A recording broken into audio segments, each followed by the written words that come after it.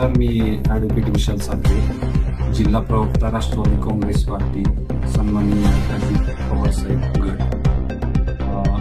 आज दिनांक 27/10/2025 रोजी आज आपल्या धाराशिव नगरपालिकेच्या निवडणुकीच्या अनुषंगाने जी काही मतदारांची प्रारूप यादी प्रसिद्ध करण्यात आलेली आहे, त्यामध्ये बऱ्याचशा त्रुटी झाल्या होत्या आणि त्या त्रुटीच्या अनुषंगाने राष्ट्रवादी काँग्रेस पार्टीच्या वतीने जिल्हा प्रवक्ता म्हणून मी स्टेट इलेक्शन कमिशन यांना मेल करून झालेल्या त्रुटीबाबत कळवलेलं होतं. त्याचप्रमाणे जिल्हाधिकारी साहेबांना देखील मेलद्वारे कळवलेलं होतं. तसेच मुख्याधिकारी नगर परिषद धाराशिव उस्मानाबाद यांना देखील मेलद्वारे कळवण्यात आलेलं होतं. आणि त्याच्यामध्ये मी बऱ्याचशा बाजू मांडल्या होत्या. माझी बाजू मांडण्याचा उद्देश हा फक्त काहीतरी स्टेटमेंट करायचा असा काही नाहीये. महत्वाचा उद्देश असा आहे की आपल्या उस्मानाबाद धाराशिव शहरातील जे काही मतदार आहेत तर त्या मतदारांचे जे काही नाव आहे ते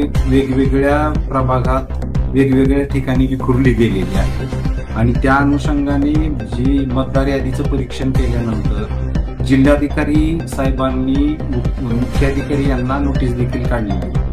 त्या अनुषंगाने सगळ्यात प्रथम आक्षेप जो स्टेट इलेक्शन कमिशन आणि जिल्हाधिकारी साहेब आणि मुख्याधिकारी यांच्याकडे मी डायरेक्ट ईमेलद्वारे दिलेला होता.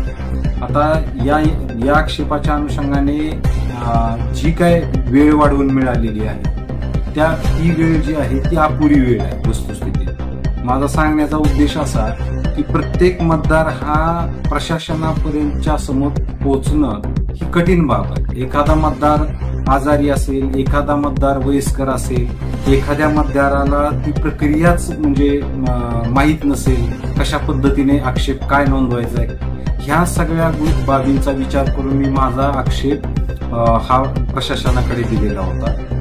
आज मी स्वतः वैयक्तिकरित्या राष्ट्रवादी काँग्रेस पार्टीचा जिल्हा प्रवक्ता म्हणून मी व माझ्या राष्ट्रवादी काँग्रेस पार्टीचे विधान आपल्या कळंब धाराशिव मतदारसंघाचे विधानसभा अध्यक्ष मोहन मुंडे साहेब असे आम्ही आज जाऊन वस्तुस्थितीमध्ये माझं एक निवेदन सादर केलेलं. माझं निवेदन सादर करण्याचा उद्देश हा प्रामाणिक उद्देश आहे. मला कुठल्याही म्हणजे राजकीय हेतू ठेवून मी हा उद्देश दिलेला नाही. सगळ्याच पार्टीनी मतदार प्रारूप यादीमध्ये त्रुटी झाल्याबाबत सगळ्यांनीच आक्षेप नोंदवलेले, पण काही टेक्निकल गोष्टी, काही महत्वाच्या बाबी मांडण्याचा माझा उद्देश असा आहे की जेणेकरून मतदारांची मतदान करताना हेळसांड होऊ नये. एखाद्या मतदाराचे नाव जर समजा एका प्रभागात आहे, तिथून तो प्रभाग समजा एक किलोमीटरवर असेल आणि त्याला त्याच्या मतदाराचे ज्या ठिकाणी बूथ आहे ते त्याला सापडण्यासाठी कठीण होऊ शकतं किंवा वयस्कर माणसाला कठीण होऊ शकतं. या सगळ्या अडचणीचे उत्तर प्रशासनाला आज मी जाऊन स्वतः विचारलेले आहे.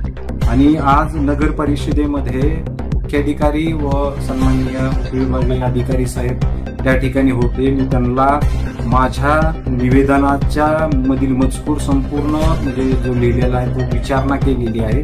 आणि मी या ठिकाणी सांगू इच्छितो की या माध्यमातून सर्वच धाराशिव शहरातील सर्वच प्रभागाच्या अनुषंगाने जे निवडणुकीसाठी इच्छुक आहेत किंवा जे उभारणार आहेत, सर्वच कुठल्याही पक्षाचे असतील, तर जे प्रयत्न करत असतील किंवा जे मतदार असतील स्वतः प्रयत्न करत असतील, तर त्या अनुषंगाने माझी भूमिका अशी आहे की सद्यस्थितीत आपल्या अंतिम मतदार याद्या व्यवस्थित होणं गरजेचं. आणि प्रशासन जर थातरमातर पद्धतीनं कुठल्याही गोष्टी करून जर कशाही पद्धतीनं जर प्रारूप मतदार याद्या व अंतिम मतदार याद्या निर्णयित करणार असेल तर ह्या गोष्टी गप्प बसून सहन केल्या जाणार नाही.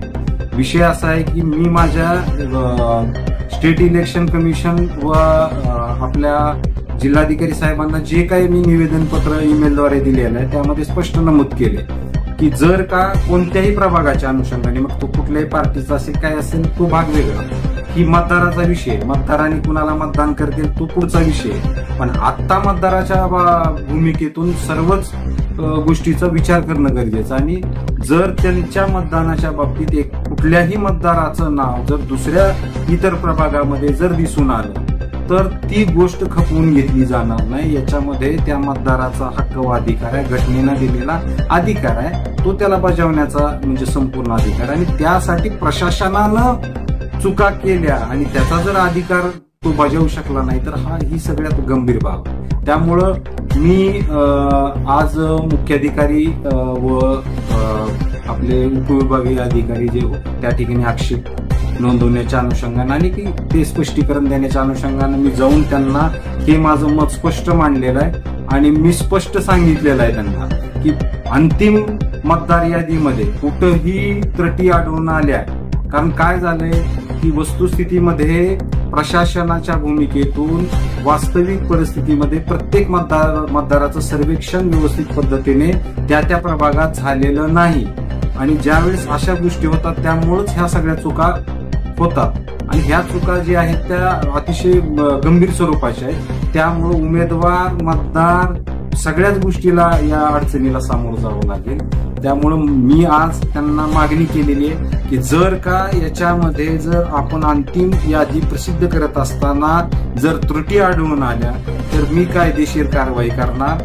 आणि आपण जर अशा पद्धतीनं न काही दुरुस्ती करता न काही त्रुटी काढता जर आहे त्या याद्याच दिल्या त्याच्यात काहीतरी थातरमात्र बदल केले नुसतंच दिले तर याबद्दल मी स्वतः आपल्या औरंगाबाद संभाजीनगर उच्च न्यायालयामध्ये रिट याचिका दाखल करणार आणि यांच्या या चुकीच्या आणि त्रुटीदायक जर गोष्टी होणार असतील तर ह्याला आव्हानित करणार. आणि माझी प्रशासनाला एवढीच भूमिका आहे की आम्ही प्रशासनाला म्हणजे समन्वय करून ज्या काही परिस्थितीत सुधारण्यासाठी आम्ही मदत करू, सर्व गोष्टी करू. पण प्रशासन यांनी एवढं सहजासहजी आणि कॅज्युअल मॅनरनं इलेक्शन प्रोसेसमध्ये जर कुठल्या गोष्टीची जर